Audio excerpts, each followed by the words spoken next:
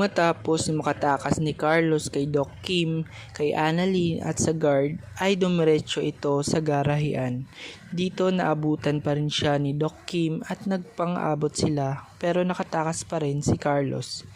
Habang si Zoe ay nakaabot na rin sa garahean at sinundan niya si Carlos. Dahil wala nang matakbuhan si Carlos at alam niyang paparating na rin ang mga pulis, ay naghanap siya ng paraan kung paano siya makakalabas ng building. Nang makakita siya na may event ay pumunta siya doon at kinuha niya ang costume ng isang performer. At siya ang nagsuot nito at sumama siya sa ibang mga performer na pumunta sa stage. Maya-maya pa habang nasa stage na sila ay may nagdatingan ng mga pulis.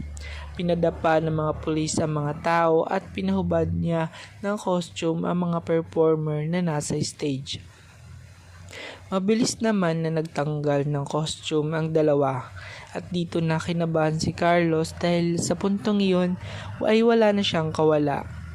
Dahan-dahan niyang tinanggal ang kanyang costume, sinubukan niyang manlaban pero wala na itong magawa dahil na-corner na siya ng mga pulis at habang inaaresto na siya ay biglang binaril siya ng isang pulis. Mabilis na tumakbo si Zoe, sumigaw ito at umiiyak na wag saktan ng amo niya. Nagulat si Annalyn na marinig niya iyon kay Zoe at dito na nagtapat si Zoe kay Annalyn na ang totoo niyang ama ay walang iba kundi si Dr. Carlos. Di alam ni Annalyn kung ano ang mararamdaman niya noong mga oras na iyon. Umiiyak at humihingi ng kapatawaran si Zoe kay Annalyn.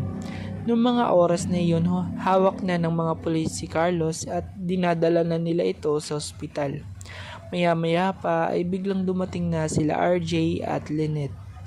Sa inyong palagay, mabubuhay pa kaya si Doc Carlos o tuluyan na itong mamamatay? At yan ang ating pagkakabangan sa nalalapit na pagtatapos ng Abot Kamay na Pangarap.